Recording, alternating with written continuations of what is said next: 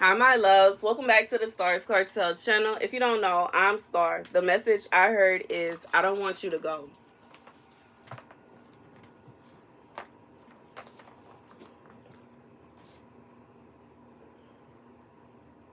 Now, Tanis in Egypt.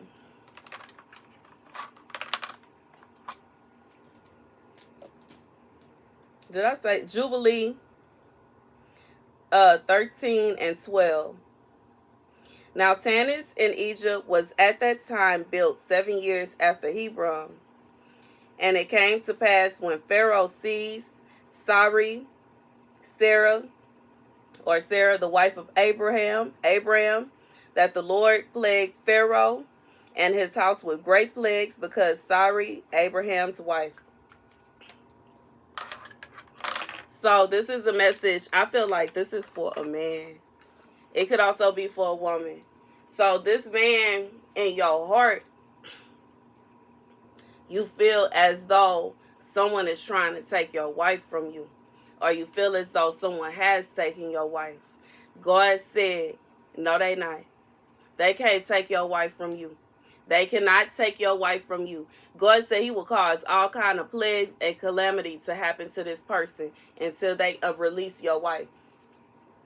God is not going to allow your wife to be taken away from you.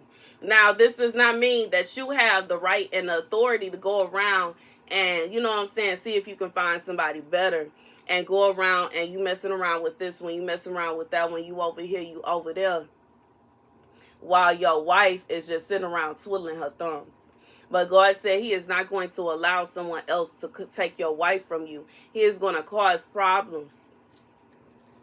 And whatever it is that this person is trying to do, God, like for somebody, God then already allowed this person to show their hand and they ain't even realized it. I'm being reminded of what I said in earlier message, your slip is showing.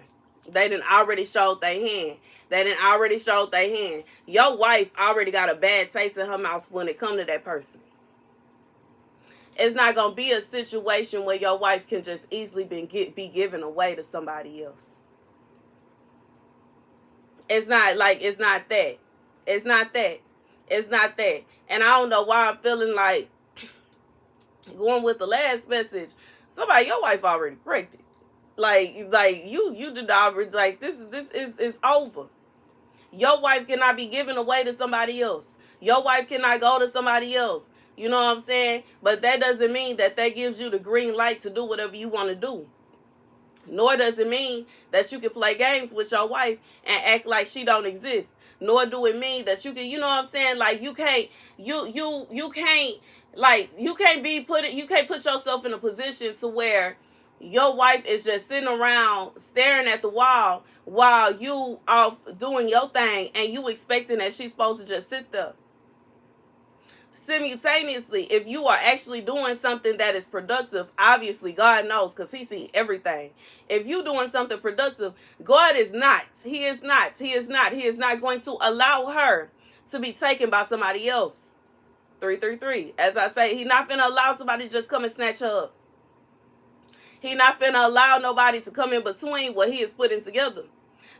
God says, let nobody come and break up what he puts together. So for whoever this is for, you are worried, you are concerned, you are stressed out. 9 out of 10, God put it up on your heart for you to feel that way because you don't know what your wife praying about. Maybe she praying for your attention.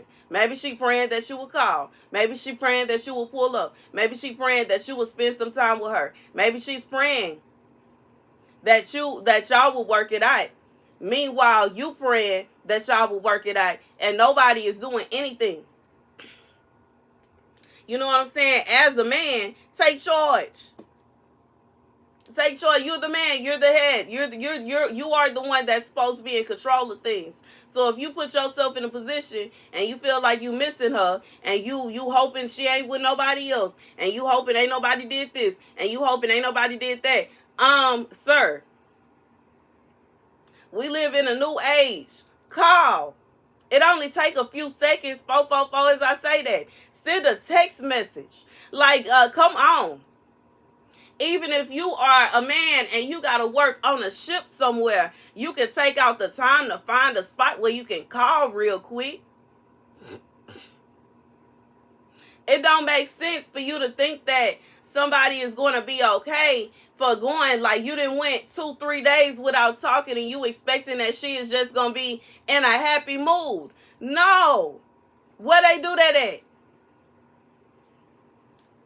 No matter what your profession is, you got to at least take out the time to give a call every now and again.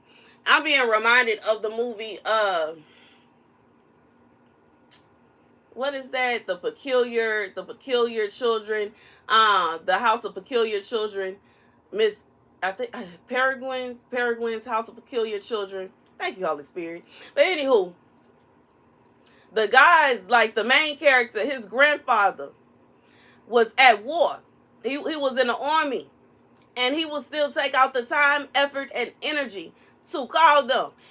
He on the phone and his bombs going off behind him, and he still would take out the time to call and see how everything was going at that house. And that wasn't even his wife. They wasn't even his blood relatives, and he still would take out the time, effort, and energy to call and make sure they was good. And if you done found your person, your soulmate, and you so concerned and so worried about what somebody else is gonna do, why in the world would you, like, that's just like you find a diamond and you leave it out in the open and you say, you know what, I'll be right back. That diamond ain't gonna be there. What you thought?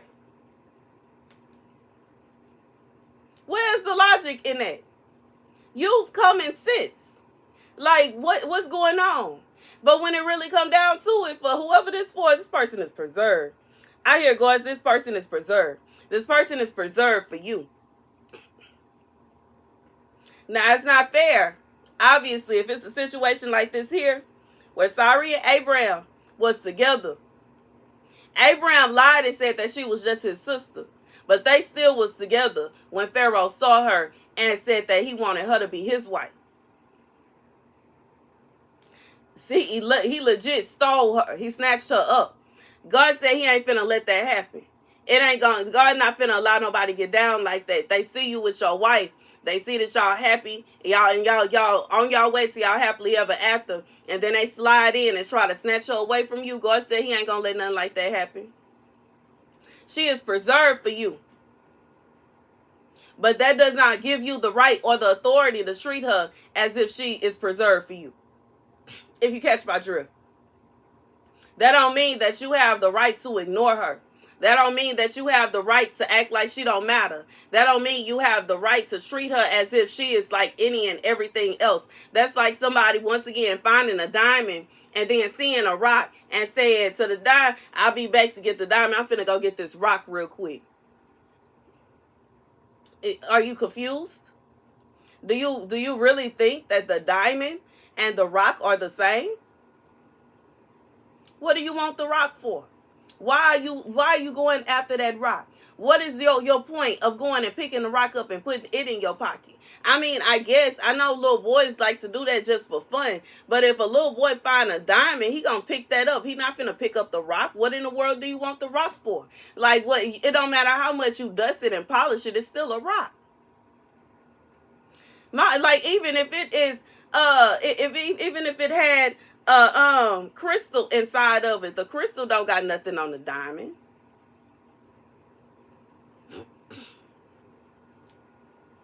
Like, I just feel like this is somebody, you have to use logic. Now, God is very patient. You have to understand God is patient. God got all the patience. Like, God have more patience than anybody that you will ever understand, know, meet, anything. But at the same time, God is fair. He is just. And it's not going to be a situation where God is going to allow you to do whatever you want to do. And then think that your diamond is still going to be sitting there waiting on you. That's not going to happen. I'm sorry, y'all. I feel so like, I was just... But I'm trying to relate about, I'm going to get the message. We're going to get this message going. I'm finna go live. And baby, I'm going to lay my butt down. But anyways,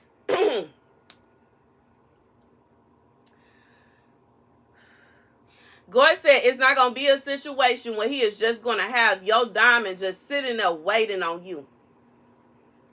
Like your diamond, like, nah. It's other people that like diamonds too. It's other people that understand that a diamond is something that was able to get to its the potency that it is under pressure. It's other people that's going to be checking for the diamond. You can't just expect that you can collect all these rocks and you still going to have space in your pocket for the diamond. The diamond is going to fall out your pocket. And as you walking along with all your rocks thinking that you got the diamond in there with all them rocks, somebody else going to come up behind you, pick up the diamond and run off. But in reality, if you ain't doing that, you know what I'm saying? Like if you actually took out the time, effort, and energy, you know what I'm saying, simultaneously, take the diamond, put it in like a safe or something and lock it up. And then you decide that you're going to go and, you know, do whatever it is that you got to do. You're going to come back and get the diamond. That's a different story. But you can't expect that God is going to allow you to act a complete fool. And he's going to preserve and save your diamond for you while you out acting a complete fool. That's not fair to the diamond. Whew. But anyways, back to the message. For whoever this is, you sweating, you stressed out, your hair falling out, you don't know what to do with yourself because you think somebody that came and took your diamond. God said your diamond is still waiting on you. That's the message. Thank you guys for watching. Be sure to like, share, and subscribe. Deuces.